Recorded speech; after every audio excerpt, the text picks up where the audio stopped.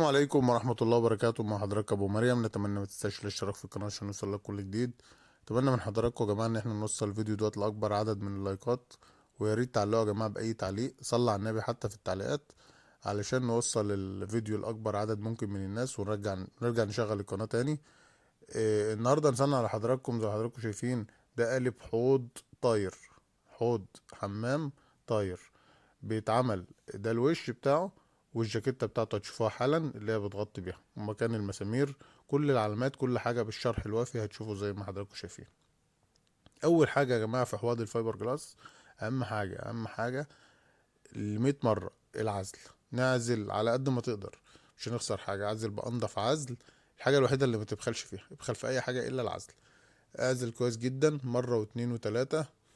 طبعا دي الجاكيتة برضو لازم تتعزل. طبعا الجاكيتة كده كده عشان انكماش الخامة، فالجاكيتة بتطلع لوحدها، بس لازم تكون معزولة عشان ما تقفش في الحوض. عزلة واحدة يعني، الموضوع بتاع الجاكيتة سهل. أهم حاجة الوش، لأن انكماش الحوض على الوش بيبقى قافش عليه، فلازم ال ال العزل كويس بيطرده لوحده. زي ما حضراتكم شايفين بعد ما عزلنا كويس جدا، أول حاجة بنعملها يا جماعة بنرش الجيلكوت. الجيلكوت بتاعك بيجي جاهز، أفضل إن أنت تجيبه جاهز يعني. ما تعملوش، احنا كنا بنعمله الاول لكن لقينا ان الجهاز مميزاته احسن وغير متعب يعني. بتحط عليه المصلب. طبعا هنا حوالي 200 جرام جيليكوت او 150 جرام جيليكوت عليهم بتاع 2 جرام 3 جرام المصلب، وبيبدأ يتحط في المسدس وترش على طول في الحوض في القالب بتاعك زي ما حضراتكم شايفين. طبعا بيكون طبقة شفافة، تمام زي ما حضراتكم شايفين. لو انت بقى عايز تعمل لون سادة، ممكن تلون الجيليكوت مباشر، يعني بدل ما تعمل لون شفاف الجيليكوت شفاف وترجع تلون الخامة زي ما احنا هنعمل في الفيديو ده، لا انت ممكن تعمل، لو انت هتعمله سادة مش هتطلع فيه تشبيهات، ممكن تلون الجيليكوت مباشر وليكن اسود احمر. وده برضو هنزله لكم في فيديو تاني منفصل لصب حوض مطبخ، انا كنت عامله قبل كده، هنزله لحضراتكم على اليومين الجايين برضو ان شاء الله. صب حوض مطبخ اسود وحوض مطبخ ابيض بالطريقة المباشرة يعني باللون الجاهز. هنا احنا بنصب الخامة بتاعتنا، بنجهز الخامة بتاعتنا، تكون عبارة عن بليستر مع بودرة ظهر. طبعا يا جماعة الناس اللي ما تعرفش الخامات دي بتشتري منين، عشان الناس اللي مش متابعانا، اي حد يا جماعة بتاع خامات فايبر جلاس، اسأل على اي حد بتاع خامات فايبر جلاس بتيجي من عنده كل الخامات دي. لو مش عارف قول لي انت منين في التعليقات وانا اقول لك الحاجات دي بتيجي منين. طبعا هي الخامة بتاعتنا بالنسبة للرخام الصناعي احنا بنحط كيلو البوليستر. لو انت عايز الخامة بتقدر تحط عليها كربونات كالسيوم من بودرة دهارة يا ربي، من 2 كيلو لغاية 3 كيلو، على حسب انت عايز تتقل ولا لا. بس هي في الوضع الحوض اللي زي ده، علشان في دواخل وتعرف تظبطه وتهزه كويس، تحط على الكيلو بوليستر 2 كيلو ونص بودرة دهر. طبعا هنا بنقفل، هنرجع للخامة دلوقتي. احنا هنا بنقفل الجاكيت على وش الحوض، وبتكون متعلمة بعلامات زي ما حضراتكم شايفين في الفيديو، والمسامير بتتربط كويس جدا عشان الخامة ما تنطرش بره. طبعا هنرشش الوش ورشش الجاكيتة زي ما حضراتكم شايفين وكله تمام. الخامة بتاعتي يا جماعة زي ما قلت لحضراتكم كيلو بوليستر على 2 كيلو ونص بودرة دهارة. وببدأ احط عليهم المصلب بتاعي على كل كيلو خامة. انا بشوف بقى الخامة اللي انا عملتها دي، وليكن عامل 5 كيلو خامة، الاجمالي بتاع الحوض هياخد معاه 5 كيلو خامة.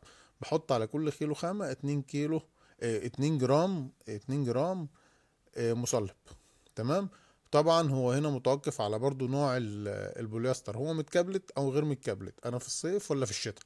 الكابلات احنا شارحينها قبل كده يا جماعة، بنحط قد ايه كوبالت في الصيف وقد ايه كوبالت في الشتاء على حسب هو البوليستر متكبلت او لا. كل ده في الشرح في الفيديوهات اللي قبل كده. انا هنا حطيت المصلب وقلبت كويس، وبعد ما عملت ده حبيت ان انا اعمل تشبيحة جوه اللون.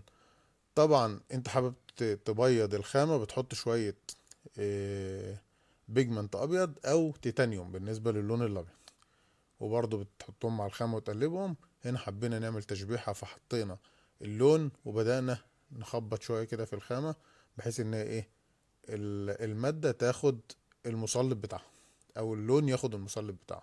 بدأنا نصب زي ما حضراتكم شايفين. طبعا الخامة سلسة. ويفضل انت تعمل في الحاجات اللي زي دي فيها زخانيق ال2 كيلو ونص تبقى سلسة، عشان لما تيجي تهز زي ما انا بهز كده تلاقي الخامة مظبوطة معاك. هتشوفوا طبعا شكل الحوض هيطلع حاجة في منتهى الجمال، وسهل جدا ومبيكلفش كتير يعني. كل الناس اللي متابعانا من زمان الحمد لله شغالين في المجال بقالنا كتير. انا بقالي فترة ما بظهرش، فعشان كده القناة مش شغالة كويس. اتمنى من حضراتكم ترجعوني تاني.